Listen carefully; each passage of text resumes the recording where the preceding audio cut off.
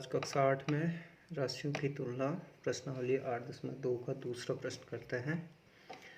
दूसरा प्रश्न है, रविवार को 845 व्यक्ति चिड़ियाघर गए। सोमवार को केवल 169 व्यक्ति चिड़ियाघर गए। तो चिड़ियाघर की सैर करने वाले व्यक्तियों की संख्या में सोमवार को कितने प्रतिशत कमी हुई। तो देखिए बच्चों, रविवार को चिड़ियाघर जाने वाले व्यक्ति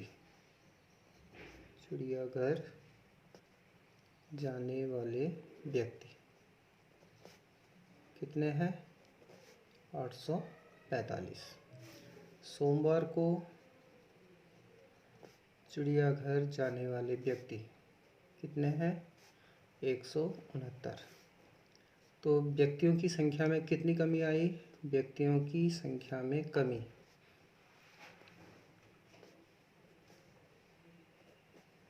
भाई, सोमवार को 845 व्यक्ति गए और रविवार को 845 व्यक्ति गए और सोमवार को 169 व्यक्ति गए। तो व्यक्तियों की संख्या में कितनी कमी आई? 845 माइनस 169। तो आप इसे घटा लीजिए। तो 15 में से 9 गया 6, यहाँ 3 बचेगा, 13 में से 6 गया 7 और यहाँ 7 बचेगा, 7 में से 1 गया 6। तो 676 व्यक्तियों की कमी हुई है। अब हमें कमी प्रतिशत ज्ञात करना है कि सोमवार को कितने प्रतिशत कमी हुई है। तो कमी प्रतिशत हो जाएगा, कमी प्रतिशत बराबर सोमवार को कितनी कमी हुई है? 676 व्यक्तियों की कमी हुई है और शुरू में कितने व्यक्ति गए थे? 845 गुणा 100। तो अब हम इसे सॉल्व करके इसे ज्ञात कर सकते हैं। तो देखिए, ये दोनों 5 से कैंसिल हो सकते हैं। तो ये हो जाएगा आपका 5 एकम 5, 3 बचेगा 34, 5 छक्का 30, फिर 4 बचेगा 45, 5 नम 45 और ये हो जाएगा 20 पंजे 100। इसके बाद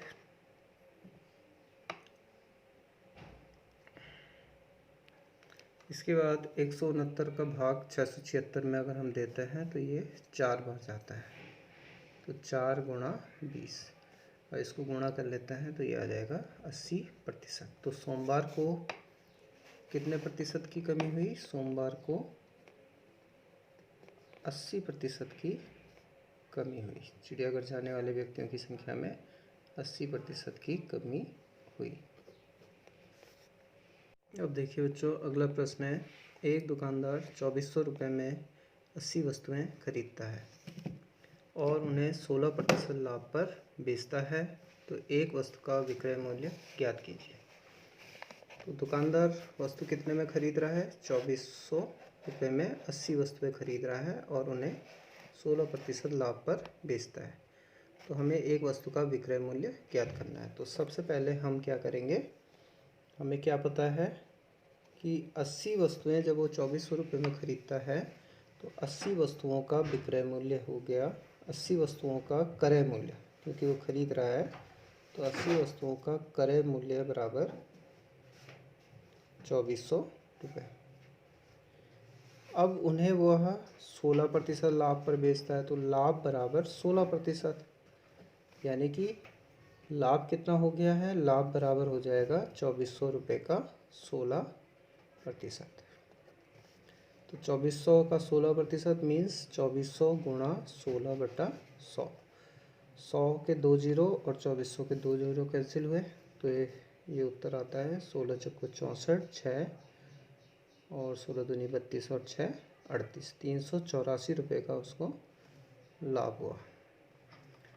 अब अतः वस्तुओं का विक्रय मूल्य क्या हो जाएगा? 80 वस्तुओं का विक्रय मूल्य, 80 वस्तुओं का विक्रय मूल्य बराबर हो जाएगा कुल क्रय मूल्य प्लस लाभ। 80 वस्तुओं का विक्रय मूल्य बराबर क्रय मूल्य प्लस लाभ। अब क्रय मूल्य कितना था 80 वस्तुओं का? 2400 रुपये और इसमें लाभ हुआ है हमें 384 रुपये का।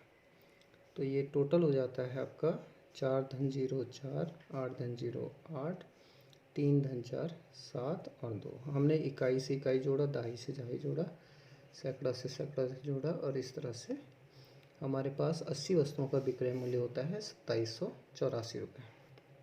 अब क्योंकि हमें एक वस्तु का विक्रय मूल्य ज्ञात करना है तो एक वस्तु का विक्रय मूल्य, भाई 80 वस्तुओं का विक्रय मूल्य है 2784 रुपये, तो एक वस्तु का विक्रय मूल्य कम होगा और कम के लिए हम क्या करते हैं, भाग करते हैं 2784 बटा 80। और इसको अगर हम 80 से भाग देंगे तो इसे हम ऐसे भी कर सकते हैं कि 2784 बटा 80 को लिख सकते हैं 8 गुणा 10। पहले हम इसमें 8 का भाग दे देते हैं तो 8 तियाँ 24, 3 बचेगा 38, 8 चौको 32, 6 बचेगा 64, 8 अट्ठे 64। तो ये आ गया हमारे पास 348 बटा 10। और जब हम 10 से भाग देते हैं, आप जानते हो दशमलव यहाँ पे होता है और 10 से भाग देने पे क्या होगा, दशमलव एक स्थान बाईं तरफ जाएगा, यानी कि ये हो जाएगा 34.8 और इसे हम लिख सकते हैं ₹34.80। तो इस तरह से हम एक वस्तु का विक्रय मूल्य ज्ञात कर सकते हैं। अब हम प्रश्न नंबर 4 कर रहे हैं। एक वस्तु का मूल्य 15,500 था, ₹450 इसकी मरम्मत पर खर्च किए गए थे।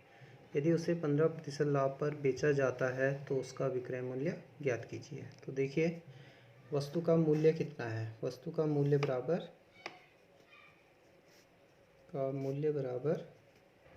15,500 रुपये। अब इसमें मरम्मत पर हमने कितने खर्च किए, मरम्मत पर खर्च किए गए बराबर 450 रुपये, 450 रुपये।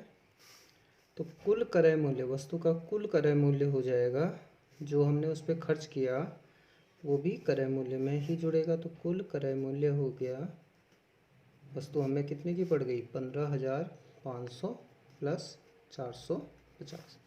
इसे जोड़ा अगर हमने तो ये आ जाता है 0 + 0 0, 5 + 0 5, 5 + 4 9 और 5 और 1। तो 15,950 रुपये इसका कुल क्रय मूल्य हो जाएगा। अब इस पर हमें लाभ जो हो रहा है, लाभ हो रहा है 15%। तो लाभ बराबर 15%, यानी कि 15,950 का 15%। इसे हम लिख सकते हैं 15,950 गुणा 15/100। 0 से 0 कैंसिल हो गया और ये देखिए 5 से कैंसिल हो रहा है, 5 तियाँ 15, 5 दूनी 10 और 3 से फिर इसको मल्टीप्लाई किया तो 3 पंजे 15, 3 नम 27 और 1 28, 2 हासिल, 3 पंजे 15, 2 17 हासिल 1, 3 एकम 3 और 1 4 बटा 2। फिर इसमें 2 का भाग दिया अगर हमने तो ये आ जाता है 2 दूनी 4, 2 तियाँ 6, 1 बचा 18 हो गया, 2 नम 18, फिर 2 दूनी 4 और दशमलव, फिर यहाँ 1 बचता है, 10 हो जाएगा, 2 पे 10, यानी कि इसमें जो लाभ प्राप्त हुआ है वो हो गया 2,392.50 का।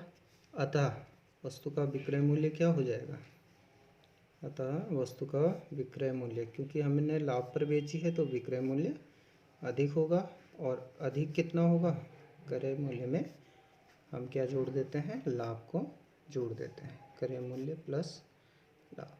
क्योंकि क्रय मूल्य था 15,950 रुपये और लाभ हुआ है 2392.50। अब आप इस टाइप के जब क्वेश्चन करते हैं उसमें कभी गलतियां कर देते हैं, तो इसके लिए आप इसको इस तरह से लिख दीजिए 15,950.00 प्लस 2392.50।